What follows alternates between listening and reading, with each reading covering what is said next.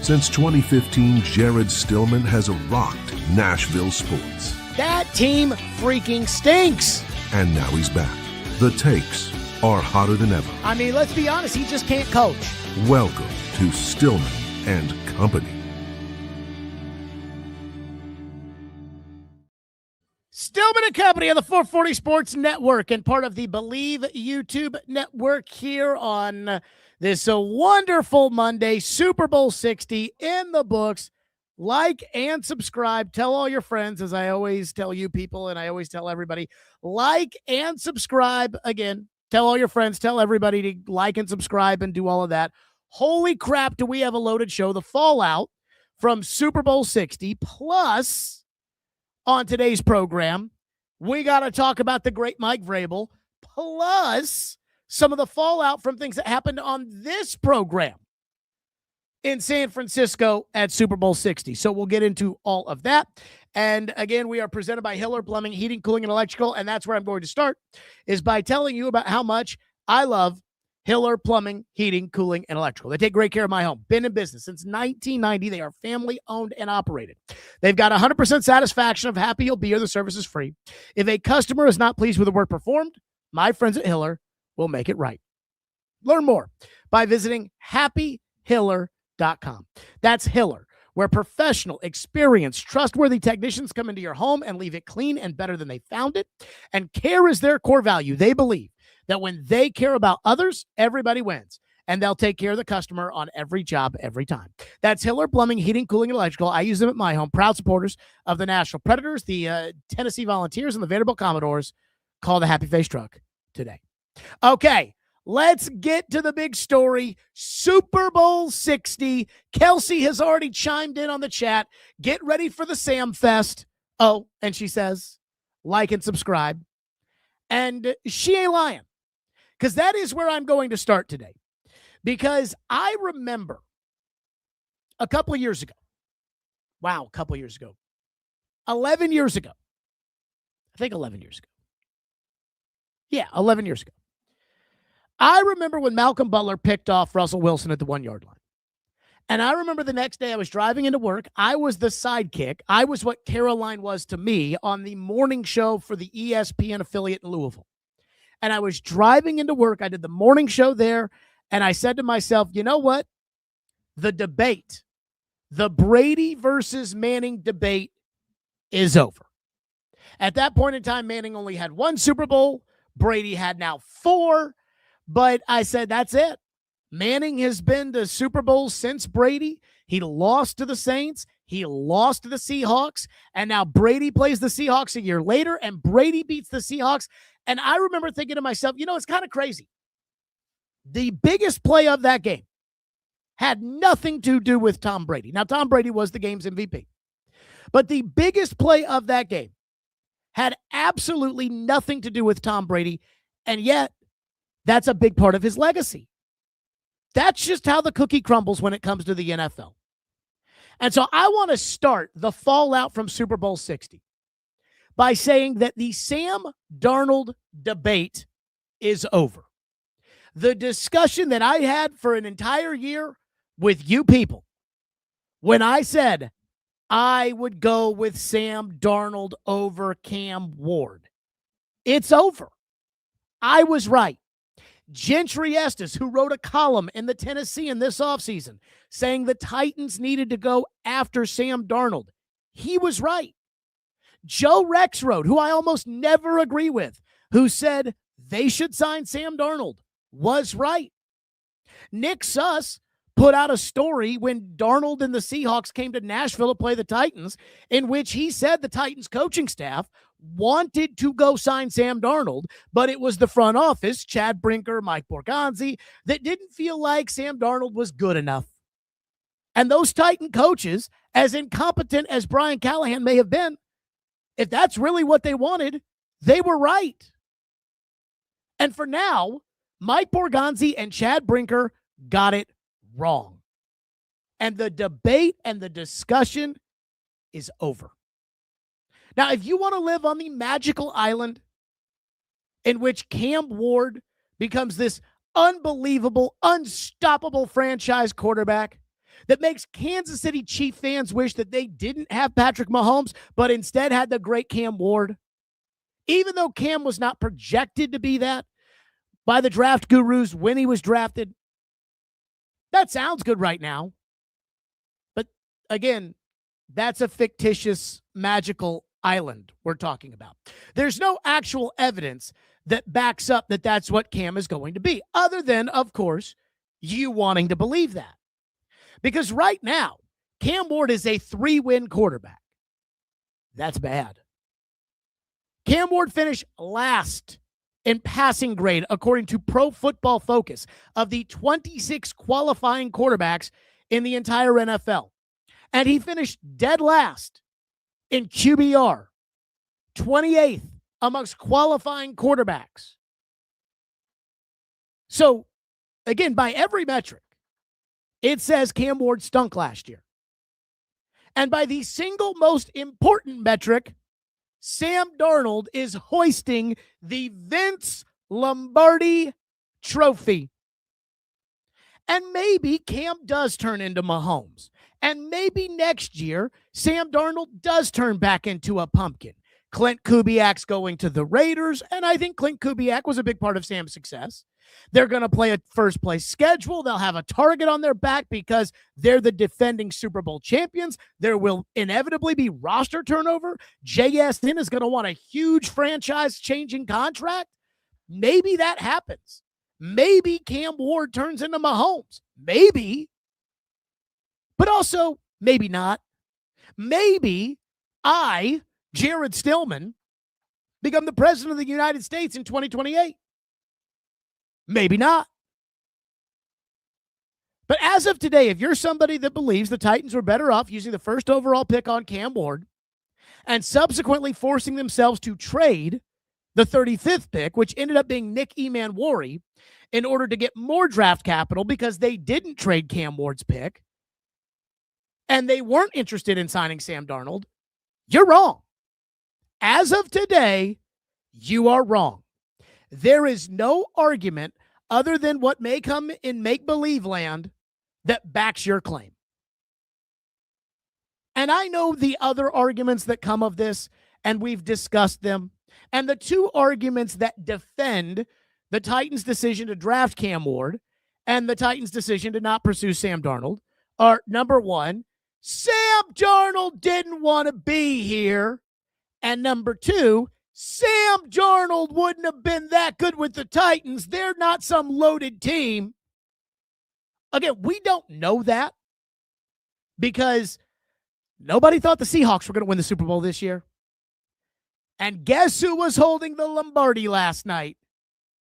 The Sam Chi's quarterback.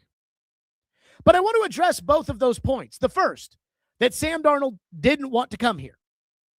I've talked about this 1,000 times, and for some reason, people just seem to ignore it. I mean, it is almost nauseating how much people seem to not understand how the NFL works in order to make a point that Sam Darnold didn't want to come here.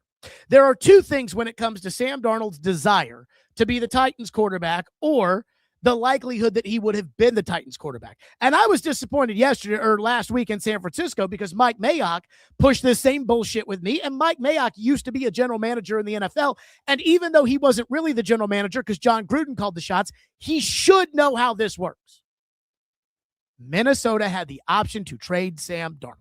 They could tag him and he would have been $40 million, and they could have traded him to any of the 31 other teams in the league. That's the same way you ended up with L'Jarius Sneed. Kansas City tagged him, and you traded for it. That was on the table. Minnesota went to the combine with the hope that they were going to find a taker for Sam Darnold. They had decided they weren't going to pay Sam Darnold, which has since gotten their general manager fired.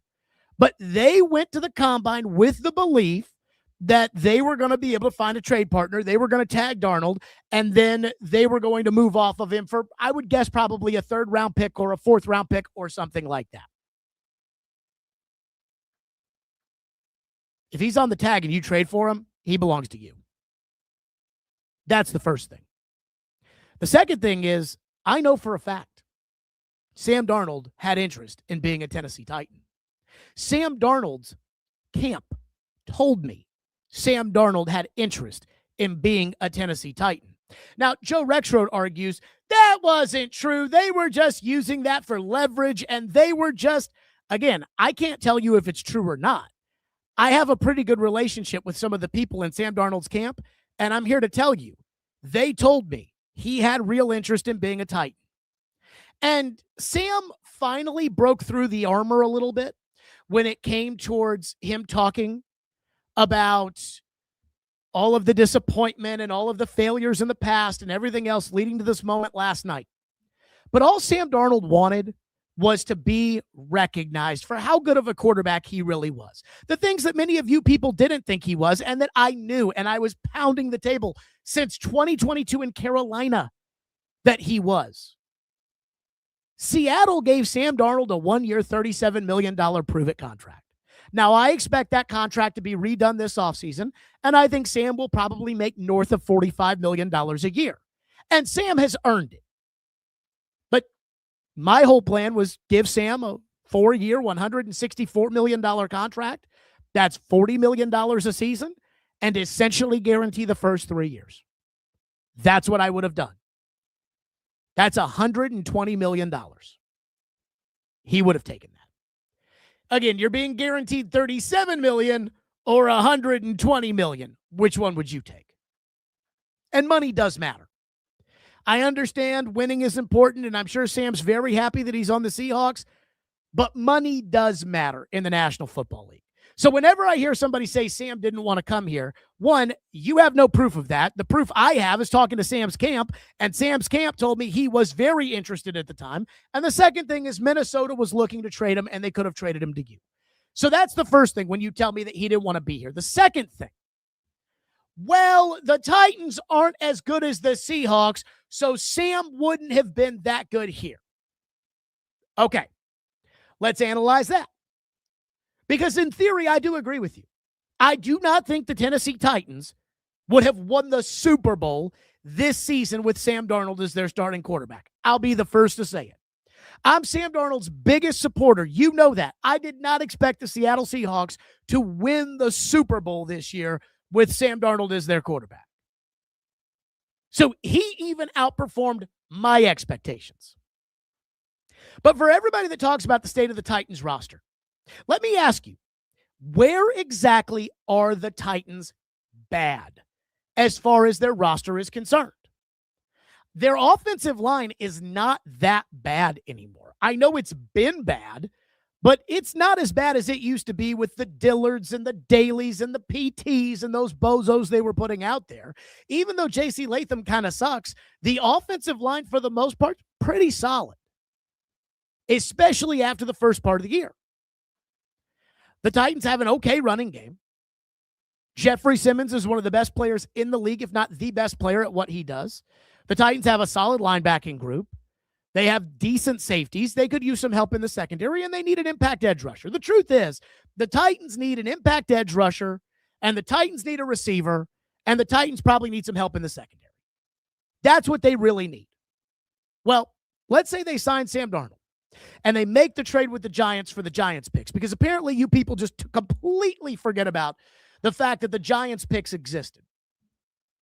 Well, the decision that they made to go with Cam Ward forced them into the trade of the 35th pick, which ended up being Nick Emanwari, who, by the way, pretty fucking good. So they make the trade with the Seahawks, and they draft Femi Oladejo and Kevin Winston.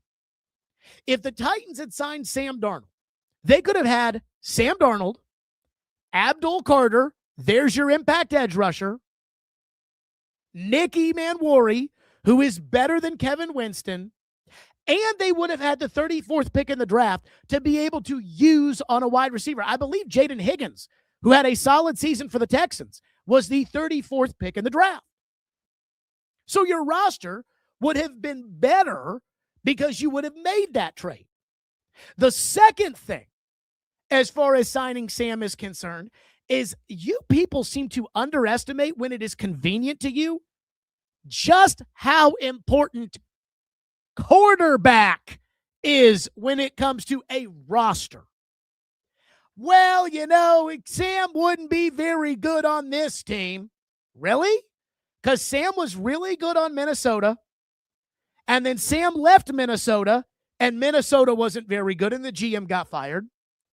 And Sam was really good on Seattle, and they just won the Super Bowl.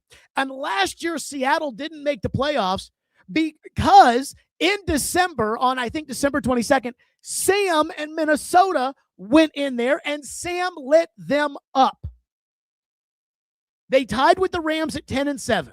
If Sam doesn't light them up and J.J. McCarthy's playing quarterback, I think it's pretty fair to say that Seattle's at 11-6 in the playoffs. Quarterback matters. And I can't believe I'm having to have this argument with so many of you. When it comes to the quarterback, remember the difference between the Titans' offense when they went from Mariota to Ryan Tannehill?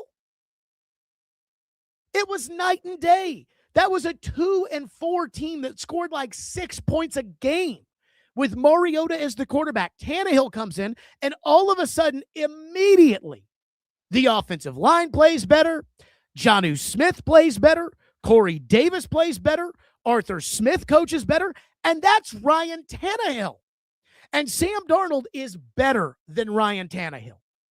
Sam Darnold, again, is worth, in my opinion, 4.5 wins. Because Minnesota last year won 14 games. They won 9 games this year without him. That's 5. Seattle won 10 games last year, and they won 14 this year. That's 4. That's his value. That's his worth.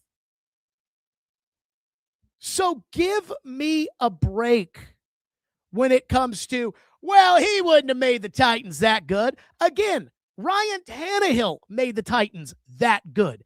And Sam's better than Ryan Tannehill. So I'm sorry, the debate is over. Now, maybe next year, Cam will turn into Mahomes. And maybe next year, with Clint Kubiak going to the Raiders and with inevitable roster changes and with the Seahawks having a target on their back, maybe Sam Darnold will turn back into a pumpkin. I find it hard to believe, considering the fact that Sam is 31-7 as a starting quarterback over the last 2 years. But hey, maybe it happens. But that's a maybe. You don't know that. I don't know that. As of today, Sam Darnold is a Super Bowl champion Super Bowl champion quarterback. And while Sam didn't win the MVP yesterday, and I don't think Sam Darnold played a particularly good football game yesterday, it should be worth noting the real Super Bowl, and I got just raked over the coals when I went on Boston radio and said this last week, the real Super Bowl was the NFC title game. Sam threw for 364 yards and 3 touchdowns. So you can bitch at me all you want. You can make up whatever shit in your head you want to make up. But I'm sorry. The argument is over today. I got it right. Gentry got it right. Joe got it right. According to Nick Suss and the Tennessee and the Titan coaches got it right. Mike Borgonzi and Chad Brinker, the guys you are banking on to get this team fixed, got it wrong. Joe Douglas, the general manager of the Jets, and Robert Saleh, the head coach, got it wrong when they decided to move on from Sam Darnold because they were so enamored with Zach Wilson. And I was told by somebody at the Super Bowl who covers the Jets, Saleh was not a passenger in that decision. He was a driver. So let's hope that the guys that got it wrong can get it right. But let's call a fact a fact. They got it wrong. And as of right now, Cam is the worst quarterback in the NFL. And Sam Darnold is a Super Bowl champion. So that's the first thing. Boy, that was nice. Woo, that felt good. For whatever that's worth. The second thing that I want to get to in this, and then I'll circle back around on the Sam Darnold. You know what? I'll get to this right now. The great Mike Vrabel. I've been thinking a lot about this. I was angered last night because the fallout from the game is Seattle was just way too good for New England, and that there was nothing New England could have done They tried their hardest. Drake May struggled. Will Campbell struggled.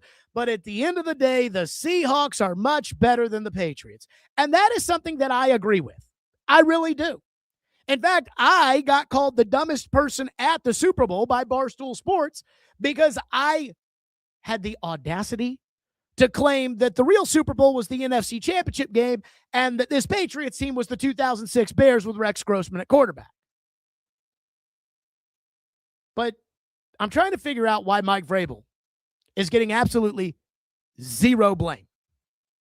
He's not even a part of the discussion when it comes to what went wrong last night for the New England Patriots. And I'm kind of a little surprised that I feel like Mike McDonald is getting zero when it comes to the discussion of why did Seattle win? Zero credit. Other than, yeah, he's a good coach. He just won the Super Bowl.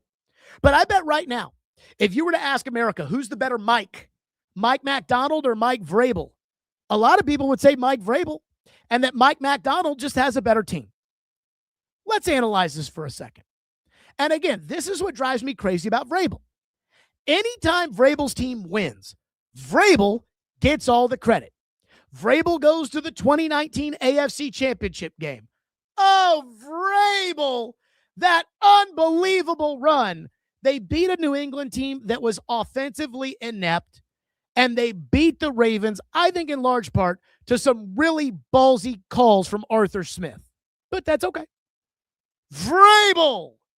They lose to Kansas City in a game in which they were up 17-7, and at halftime, Andy Reid takes the air out of the ball once Mahomes has got them back in, and Vrabel gets none of the blame. The next year, they lose at home in the playoffs. They had the 28th ranked defense in the league. Vrabel ran off Dean Pease. He technically didn't have a defensive coordinator. It was his buddy Shane Bowen. And Vrabel got 0% of the blame nationally. He got blamed by one guy locally, Corey Curtis, who called him arrogant, and Vrabel lost his shit on Corey over it. And I think we can all agree Vrabel was in fact arrogant. The next year, number 1 seed. Oh, Vrabel, he's just so good. The next year, they lost 7 games in a row. Vrabel didn't get any blame. Why? Well, John Robinson traded A.J. Brown, and that was all his fault. But they were 7-3 in that season. Even without A.J. Brown, they were 7-3. And Mike Vrabel is not culpable at all for losing 7 in a row. I thought this was the great Mike Vrabel. He does more with less than anybody. Anytime his team wins, it's because of him. The next year, they finished 6-11. And nobody in the national media said, Vrabel did a really shitty job of replacing his offensive coordinator in Todd Downing. Vrabel lazily promoted Jason Hodeling to be the offensive line coach. Vrabel didn't have a great year. Nope. It's, how dare you fire the great Mike Vrabel? Mike Vrabel's so good. Vrabel goes to New England. With absolute luck, you could not have had an easier schedule. I don't know if anybody in NFL history has had an easier schedule than this Patriots team had and had a more fortuitous matchup road to the Super Bowl than this Patriot team had. And yet, they did win those games, but when they won, it was always, oh, Vrabel, oh, he's so good. Coach of the year. Liam Cohen got his team to the Super Bowl. Liam Cohen got his team to the playoffs. Liam Cohen took over an equally bad team in Jacksonville. Liam Cohen went out and beat the Denver Broncos on the road with Bo Nix at quarterback during the season. Again, these are regular season awards. Liam Cohen played in a division with the best defense in the NFL, whom he had to play twice. Liam Cohen had to play San Francisco, had to play Seattle, had to play the Rams. Liam Cohen had to play the Colts when the Colts weren't at the end of the year playing old man Phillip Rivers out there. I think until the very, very end. But again, Nobody says, oh, Liam Cohen, he's incredible. No, it's always Vrabel. And I just want the honesty of, if what goes up is because of Vrabel, then how is it that what comes down is never, ever Mike Vrabel's fault? Can I be the only person in the world that sees the irony in this? It's all about popularity, too. And it's just, again, it's almost like it's subconscious for these people that, oh, man, Vrabel can do no wrong. How about Vrabel help out his left tackle last night? How about Vrabel challenge the Cooper Cup completion on the sideline? How about Vrabel have some wrinkle in the game plan that Mike McDonald wasn't ready for? And then I look at the other sideline, and I look at Mike McDonald. You know, a lot has been made about Clint Kubiak. And Clint Kubiak is going to be the next head coach of the Las Vegas Raiders. And so now Mike McDonald's going to have to replace him. But did you know that last year, Mike McDonald had the 14th ranked offense in the NFL? Last season, the Seattle Seahawks ranked 14th in total offense in the NFL. And you know what? They fired the offensive coordinator. Now, Vrabel, when it was obvious it wasn't working with Todd Downing here, Vrabel was absolutely not going to change Todd Downing. Not Mike McDonald. Mike McDonald said, I got to move on. Went out and hired Clint Kubiak. How about the special teams unit the Seattle Seahawks have? You talk about complimentary football. Last night's game was as complimentary from the Seattle Seahawks as you could ask for. Once each side established the feel of the game, these coaches go in with ideas of how the game is going to go. And then once they get an idea of what's going to happen, they then turn around and say, okay, now we know what's going to happen in the game. We know how the two sides are matched up. Let's adjust. When Seattle got up 6-0, and you could see it right there before the half, and they almost made a mistake because Sam almost threw an interception, but they knew 9-0 was the inflection point of the game. They knew it's not very likely that the New England Patriots are going to score twice on our defense. So 9-0 was golden. And as soon as they realized that, did you notice on offense, they became very conservative. Now, they took some shots down the field, and Christian Gonzalez had an excellent game. A guy Vrabel didn't draft so they could draft a guard. But Christian Gonzalez had an excellent game. They took some shots down the field, but for the most part, they played very safe. Now, when they were needing to score 31 points against the Rams, they weren't playing very safe. They're able on the sideline in Seattle to understand the flow of the game and to adjust the kind of game they have to play. Seattle's punter put the ball down at the 1-yard line twice. Unbelievable special teams. The same special teams unit that started off the divisional round of the playoffs with a kick return for a touchdown and forced a muffed punt in the NFC title game. Again, excellent complimentary football. There was one flare-up in these playoffs where Seattle did something embarrassingly stupid, and that was Tariq Woolen in the NFC title game getting a taunting penalty on 4th down that allowed the Rams to score a touchdown and get back in the game. But other than that, Seattle was disciplined. Seattle played complimentary football. Seattle played selfless football. They have one of the worst right guards in the NFL, but they coached around it. They played around it. Again, JSN is a great player. He played like Jerry Rice this year. But because they're such a complimentary team, JSN can have a tough night like he had last night. Sam did not have his best stuff out there. And yet, Seattle will find a way to win the game because everybody is tugging the rope in the exact same direction. That, my friends, is a very well-coached football team. And yet, today I don't hear people talking about the great Mike McDonald. It's nobody blames the great Mike Vrabel.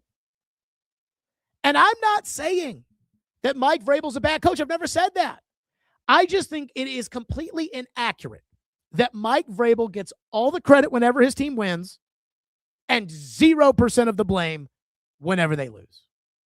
One guy says, so people, a lot here, including yourself, credited all his success this season to Josh McDaniels and Drake May, who none of you guys were even talking about last year. First of all, everybody knows Josh McDaniels is a good coordinator. I still think Josh McDaniels should get a third chance as a head coach. I'd like to really know what happened in Vegas. Again, Pete Carroll won 3 games this year. I know Pete Carroll's not a bad coach. So Vegas is fucked up. And I wish Clint Kubiak the best, but I'd be very nervous about taking that job. I'd like to know what happened there. But I absolutely think that McDaniels gets a lot of credit. I think Kraft gets a lot of credit. I think Vrabel certainly brought the Vrabel juice, which is getting the most out of his players, which is really motivating the guys, which is working really hard, no nonsense. I mean, Vrabel's not a bad coach. I'm not saying that. I just think Vrabel is overrated. And I think that last night proved it. And my biggest beef is that Vrabel never gets the blame. It's always, oh, Vrabel, oh, Vrabel, oh, Vrabel. And it is so frustrating. It is so frustrating. Just how, again, everybody sits there and just blows Vrabel every fucking time the Patriots win a game against nobody's state with Jarrett Stidham at quarterback. And then they lose a game. They get completely outclassed. And when they get outclassed, nobody even points a finger at what Vrabel could have done differently. Well, it's not Vrabel's fault. What was the adjustment for the left tackle?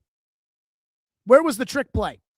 In the back pocket, if we got to have it, this is what we're going to do. And don't even get me started. Do not get me started with Mike Vrabel down 19-0, scoring a touchdown and kicking an extra point. Again, last night, Paul, who's one of Vrabel's buddies in the media, Paul put out a tweet about how this issue is not about Vrabel. They were overmatched. This is about you. And I said, Paul, what'd you think about Vrabel down 19, scoring a touchdown and kicking a PAT? And Paul was like, well, that didn't have an effect on the game. I don't give a shit if it has an effect on the game. It is coaching stupidity to kick the extra point. 19 points, add 6. You're now down by 13. 11 points is the maximum that you can be down for it to be a 2-possession game. There are 10 minutes to go in the fourth quarter of a defensive struggle. How many more possessions are in the game when you're down by 11 with 10 minutes to go? I think you're looking at 3 offensive possessions, maybe 4 in a defensive struggle. But at a minimum, you're going to get 2 with 10 minutes to go. If you're down by 11 points, you just need 1 play to go your way. A fumbled kickoff, a mishandled snap, a ball tipped in the air. Again, Rand Carthon, bounce up the ball. That's all you need. That's it. And yet, Vrabel kicks the PAT to be down by 12. Excuse me, what's the difference between 12 and 13? And you know this, there's not. So with Vrabel, I could not believe that, again, you just need 1 touchdown and a field goal and a 2-pointer, and Vrabel didn't go for it. And I said 2 possession. I want to correct that. Again, 13 is 2 possessions, but you need 2 touchdowns. 12, you need 2 touchdowns. 11, you need a touchdown and a field goal. And that was just really, really bad coaching. And I highly doubt people are going to talk about that, even though, again, that is binary. That is black or white, yes or no. That's bad coaching. Not, a defensive Vrabel. No. That's bad coaching. But nope, nobody will ever talk about that Because when Vrabel doesn't do well, it's always somebody else's fault. And when Vrabel wins, it's always about him. So that's my Vrabel thing. I will get to your reaction in the chat, but there's a lot to get to. So I was thinking about this, which is when it comes to me, this Sam Darnold take, and I am already laughing my ass off because I'm looking at your comments when it comes to Sam Darnold, TDG. That dude is Dilfer 2.0. He didn't even win MVP. That's all you need to know. Let me ask TDG and let me ask everybody else this question. Who was the better team in the 2025 football season? The LA Rams or the New England Patriots? Now, I know the answer, and so do you. And you know it was the LA Rams. Sam Darnold threw for 364 and 3 touchdowns in the NFC title game against the LA Rams. In fact, TDG, after that performance, you said you were done criticizing Sam Darnold. Remind me when Trent Dilfer in those playoffs threw for 364 and 3 touchdowns. Give me a break. And that Seahawk defense is good. That Seahawk defense is not the 2000 Ravens defense. The Texans were the 2000 Ravens defense. One person says, the problem with taking Sam last year is that at best the Titans would be 7-10 or 8-9, and we would still have Brian Callahan as the coach. Well, there's no way to know what their record would have been. I think the Titans would have been between 8 to 10 wins, and that's borderline a playoff spot. I mean, look at the impact Daniel Jones had on the Colts this year. So I do think it would have made a difference. Now, would Callahan still be the coach? Maybe.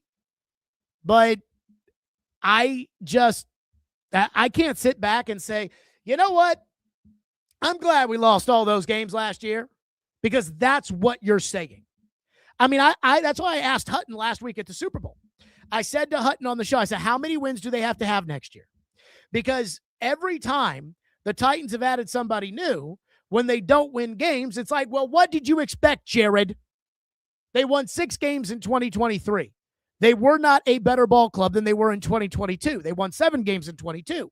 In 23, Rand Carthon's first year as GM, they won 6 games. Well, what do you expect, Jared?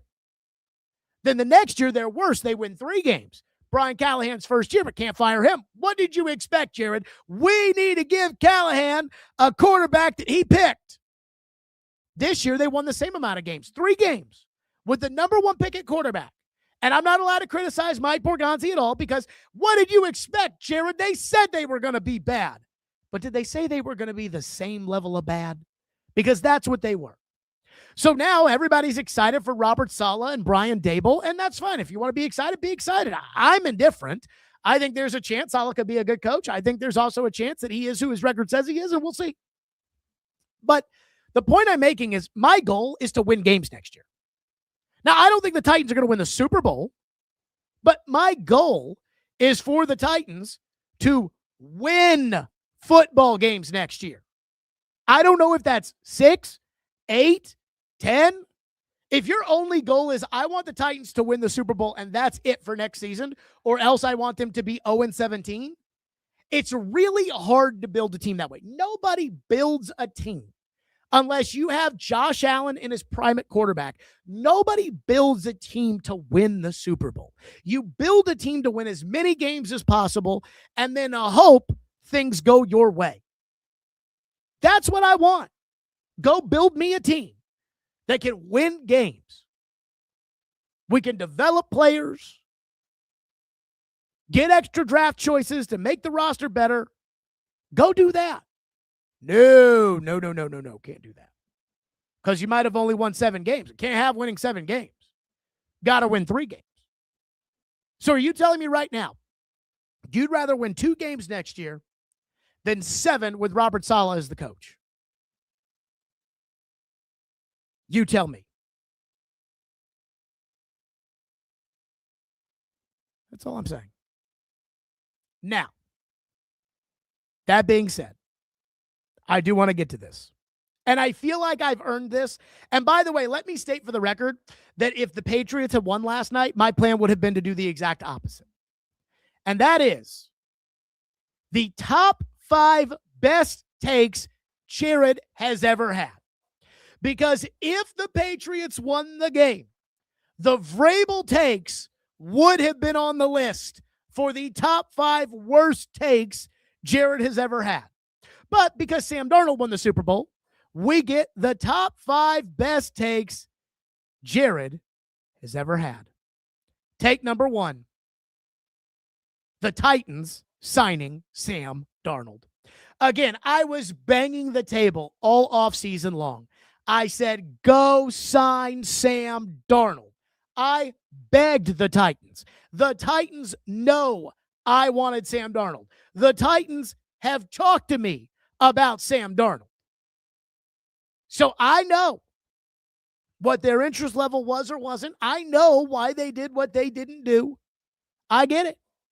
But I kept saying Sam Darnold. Now, if Caleb Williams was on the board or Jaden Daniels was on the board or Drake May was on the board, I would have been fine taking the quarterback over Sam Darnold.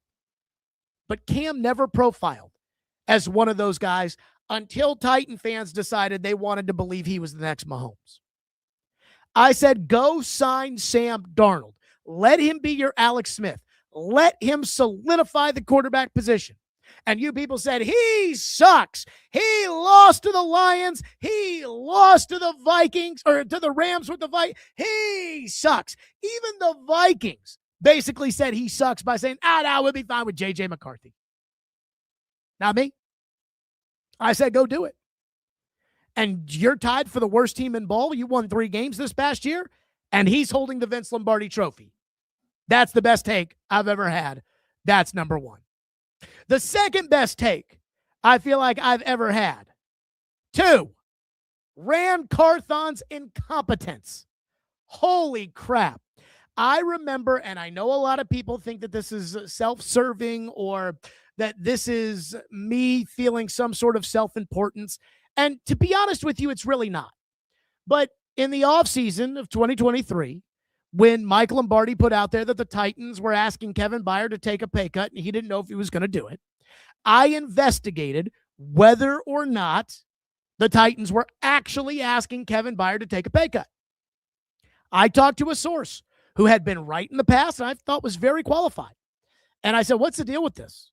And that source did some digging and came back to me and said, apparently Byard's asked for his release. The Titans want him to take a pay cut and he wants more guaranteed money. So I reached out to the Titans and I said, I need Rand to call me. I don't do this very often. In fact, I don't think I've ever asked for Chad Brinker, Brian Callahan, or Mike Borgonzi in the last 2 years to call me. I think I asked J-Rob to call like 2 or 3 times. And the only reason I ask is because Floyd used to tell me when he was GM, he told the media, if you've got something, you call me first. Because if you're wrong, I may not be able to tell you something, but if you're wrong, it's going to cause a problem for you and it's going to cause a problem for me. And I said, can you have Rand call me? And Rand didn't call. Now, I know the people over at the Titans. I know Robbie Bourne had the experience as PR guy to say, hey, if Jared is saying call him, that this means something. Because, again, there had been moments in the past with Robinson where I had been like, hey, J-Rob, I need you to call me. And, of course, PR gets looped in on that. I even think if I had told him, hey, have Vrabel call me, Vrabel would have called. And that was the first big red flag for me that Ran Carthon didn't understand what the general manager's job was. The second huge red flag for me with Ran Carthon was on draft night after they drafted Levis, after they drafted Tajay Spears. They're getting bombarded with questions about Levis being a bum and Spears not having a good knee. And he told the media to be positive, and even Vrabel had to refute it. And it hit me right there. This guy does not know how to be GM. And I didn't see anything over the first year. They had no right tackle going into the season. They had Andre Dillard at left tackle. They set Tannehill up to fail. They botched the Derrick Henry stuff. They got fleeced on the Byard trade. There was nothing that I saw that made me think Ran Carthon knew what he was doing. And the Titans pushed back. They said, you don't understand, Jared. You will see. Yeah, I see. Got it. Ran Carthon. Incompetent. How's L'Jarius Sneed working out? Let Rand cook. That's number 2. Number 3, Jared's best takes. Hiring Caroline Fenton. Now, I don't know if I can take all the credit for this because Ryan Porth is the one who technically found Caroline Fenton. It's a funny story. So Floyd got sick and left the radio show, and I was doing it solo for a couple of months. And the station had come to me and said, hey, would you like another partner? What do you think about adding somebody to the show? And I said at the time, I said to them, hey, I like the direction we're going, but I think I would prefer that we hire somebody that can be more of a sidekick instead of hiring somebody that would be a true co-host. And I had selfish reasons for doing that. The first reason being my contract was up, and I didn't want to bring in somebody that they could just say, okay, well, Jared's wanting too much money, so Jared's out and Mark Howard's in. And I just didn't want that. From a financial standpoint, I felt like, let's get somebody with no experience who can't just handle drive time afternoon radio. The second thing is Caroline was doing digital at ESPN. I wanted somebody who could teach us and help us with the digital elements, because that's where this was all going. So I told that to Ryan Porth. And a couple weeks go by, and it wasn't like I was asking every day, what's happening with this, what's happening with that. But at some point, he reached out to me and said, hey, I found somebody. I'd like you to interview him. I said, okay, who? And he said her name is Caroline Fenton. She applied for the job, and she listed Jason Fitz, as a reference, and Porth called Fitz, and Fitz just went to the wall for her. So, okay. I did one Zoom with Caroline, and I was like, if she comes to town and this checks out, we're hiring her. And what's funny is Caroline had also applied for a digital position at the same time with the Zone, and I guess she wasn't good enough for them. But ultimately, it was Porth that kind of found Caroline, but they're not hiring Caroline without my guidance and what I wanted. And ultimately, me saying, hey, I know this is going to work. And I knew from the first time Caroline and I got together, I knew it was going to work. And I thought it was the first time where I felt like I laid out the expectations. I had somebody who was on the same page as I am. And, my oldest friend is probably my best friend. We were best friends from the first day of preschool and are still best friends today. But Caroline is right there. And I was even talking to Lindsay about this weekend, and I was like, it's crazy that Caroline and I, we haven't known each other that long. We've known each other for 4 or 5 years. Caroline is by far one of my best friends. And Caroline has always been there for me professionally, always been there for me personally, and she is damn good at what she does. And you should have seen her at the Super Bowl.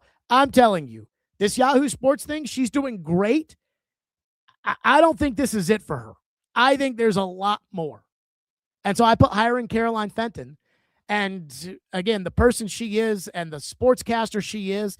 And, I see, and I really want to be careful with how I say this because I have a lot of respect for women in broadcasting. I see a lot of women that are sideline reporters or Instagram influencers and it's like, I think sometimes they would love to be takers. Joy Taylor went from moderator of the Skip and Shannon show to trying to be a taker, to have takes. Caroline has developed differently than a lot of other people. She is not afraid to go there. And I'm really proud of her. She's number 3. Number 4 on the list. This one, I feel the same level of strong that I felt about Sam Darnold to the Titans. Mad Dog Russo came on the show on Friday, and Doggy said that Nashville is going to get a baseball team. Manfred's going to retire in 29, and before Manfred retires, he's going to announce 2 expansion teams, and Dog thinks Nashville and Salt Lake City are going to be the 2 teams. The big hang-up is the stadium. Who's going to pay for the stadium, and where is it going to go? Major League Baseball wants a downtown stadium. Well, I can tell you right now, this Metro Council, they're broke. They're not going to give any money for a downtown stadium to a Major League Baseball team. No matter how much you want it or I want it, they're not going to do it. And I have said, build this thing in Murfreesboro. And every time I say that, people go, ha, ha, ha, ha, build it in Murfreesboro. Who would ever go see that? Well, the Nashville team is in second place and the Yankees are in first place, and they're coming in town for a 4-game series. I have tickets to the game 40 minutes away on Thursday night. Who wants to go? People will go. Again, the RSNs, the regional sports networks, are dying.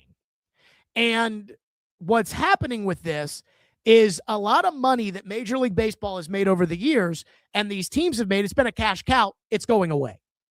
The new thing is to do what the Braves do, real estate. That's what Tampa is trying to do. That's what a lot of teams, Vegas is trying to do, real estate. We own the development with the ballpark, and we make a shitload of money from that. Go to Murfreesboro.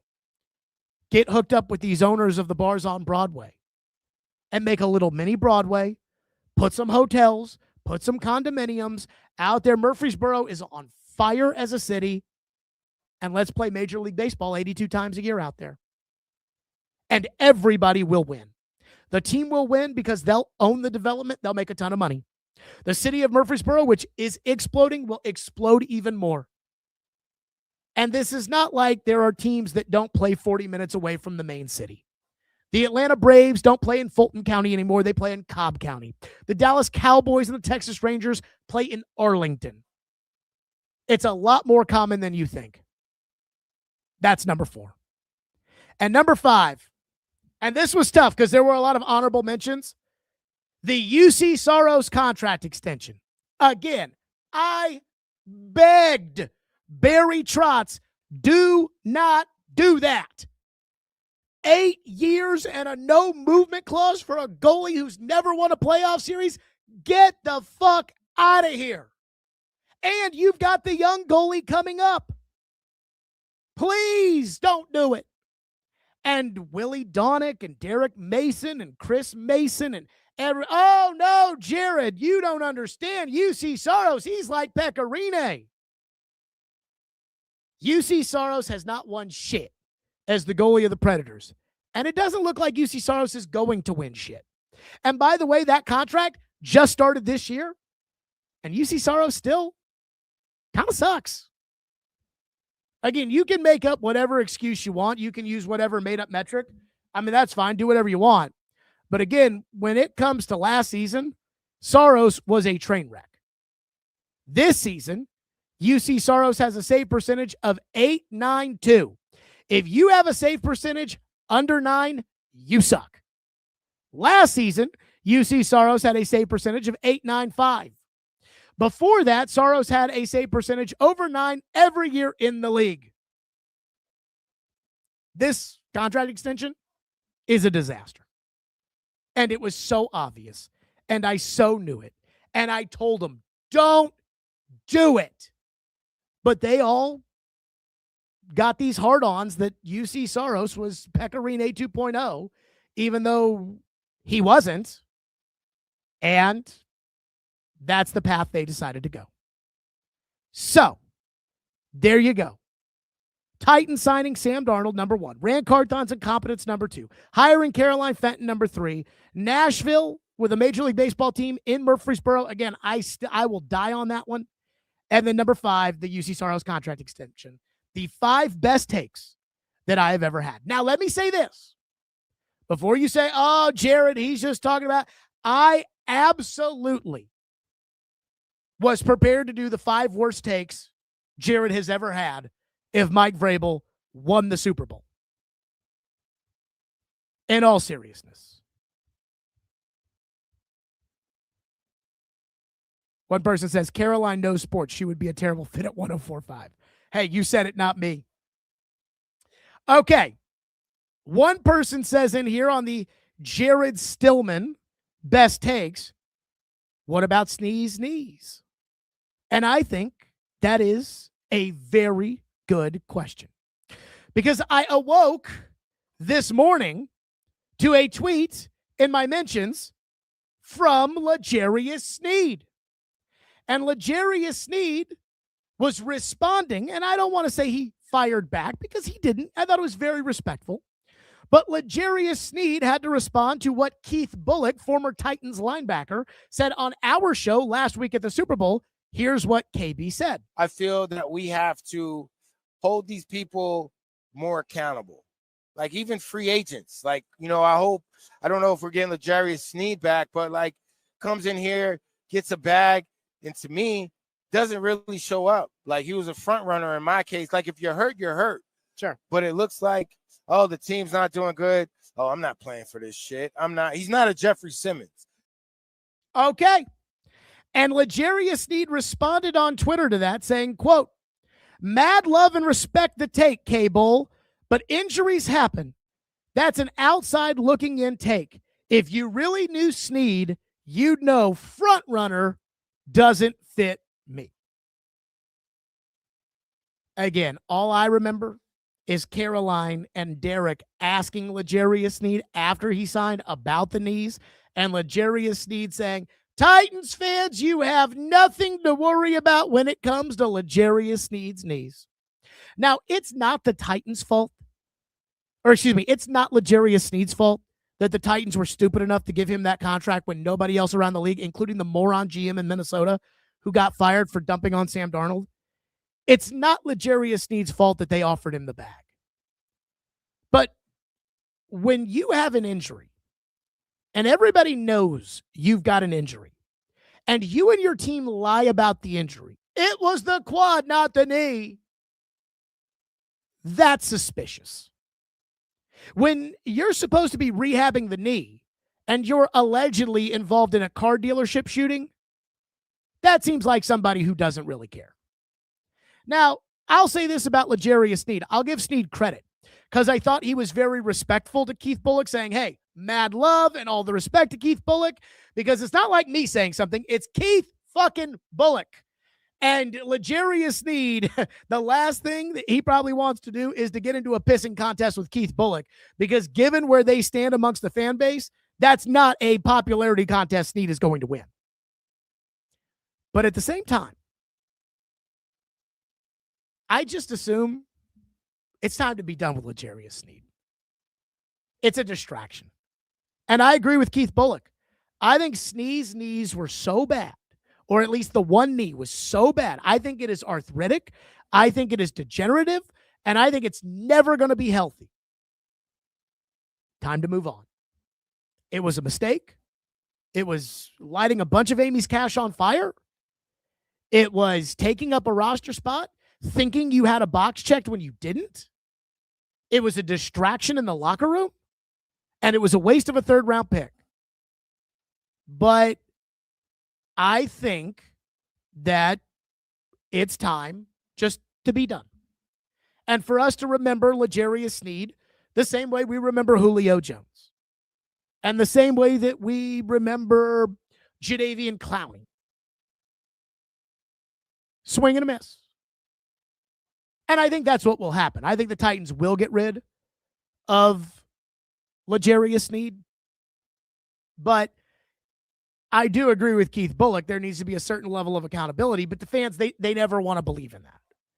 Again, where's the accountability on Mike Borgonzi? The guy was general manager last year. They didn't win a single game more. They drafted a quarterback #1, and they didn't have any interest in a quarterback who won the Super Bowl.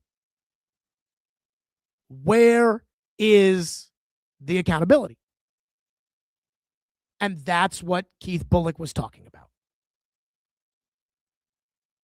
So, when it comes to the L'Jarius Sneed thing, I actually appreciate the fact that he was very respectful of Keith Bulluck. Because, again, Keith Bulluck called him a front runner. Basically said he doesn't give a shit about playing. Called him not a competitor. And Sneed didn't get super defensive, but I don't think it matters. I think it's time to move on from Sneed and to be out of the Sneed business. By the way, a lot of people are throwing things in there. Nick Folk, your worst take of all time. I'm not even sure Nick Folk would have made the list. I didn't go into, I have a couple on here that I was just jotting down yesterday, but I didn't have to put the list together because Vrabel didn't win.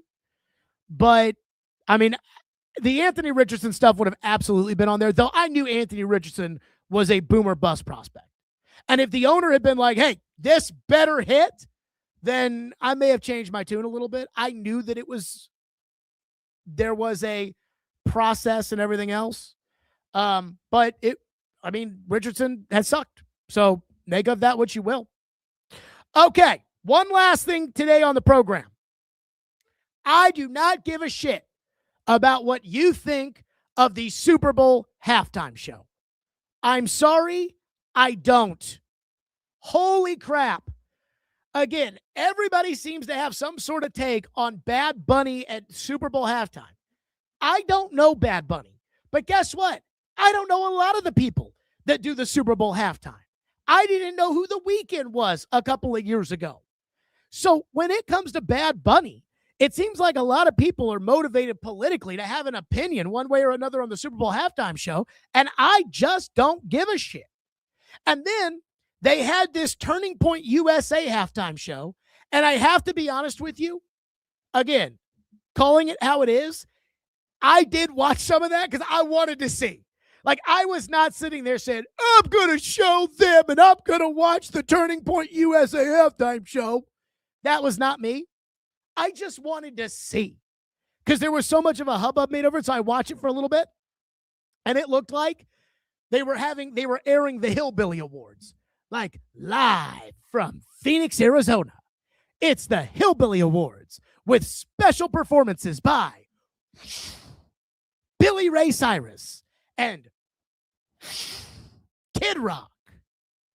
Like, that's what it looked like. It looked nothing like a Super Bowl halftime show. That was embarrassing. So when it comes to the Super Bowl halftime show, I don't listen to Bad Bunny's music. I'm not going to listen to Bad Bunny's music. I don't give a shit about the political messages or the lack of political messages. I don't care. And I liked it more when we could watch a Super Bowl halftime show and debate about whether or not the person doing it was any good and not what their political beliefs are from or where they're from or whatever. So enough with the Bad Bunny stuff. He's very popular. Again, one of my son's preschool teachers was like, I can't wait for Bad Bunny. And I got to tell you, I'm not exactly sure she's a huge football fan. I think that's what the Super Bowl halftime show is for. Me and you are going to watch Super Bowl no matter what. And that alternative halftime show, that was so embarrassing. That was so bad. That was so bad. One guy says, I always take a piss during the halftime show, and I hope I don't miss a good commercial. Let me say this. I've been to one Super Bowl. It was the Titans and the Rams in Atlanta. And I remember it was Phil Collins, which, again, of course, we draw no disrespect to Phil Collins. One of the worst halftime shows ever. You know, it's like, who would you want? Oh, Paul McCartney plays one year. Prince plays one year in the rain and sings Purple Rain. Justin Timberlake was awesome one year. Nope, we get Phil Collins. But I remember going to the Super Bowl and being excited to see the Super Bowl halftime show and all that. And I remember during the halftime, I think the Titans were down 9-0 at the half, kind of like this Super Bowl. And I remember sitting there with my dad being like, we are not playing strong enough on defense. The offense has got to, we have got to do it. I was too into the game. And so I'm not a huge Super Bowl halftime show guy. I will say this, Dr. Dre and Eminem and all of them a couple years ago in LA, that was good. We need another one of those next year in LA. All right, that's it for us. Like and subscribe here on the program. And we'll see everybody. We've got a lot of fallout, by the way, from things that were said and happened in San Francisco that we haven't gotten to, including one little Titan nugget that I will share with you tomorrow. You may not like it, but I will share with it. I will share you with it tomorrow. Till then, like and subscribe. Stillman & Company. We will see you all tomorrow live at 2:00.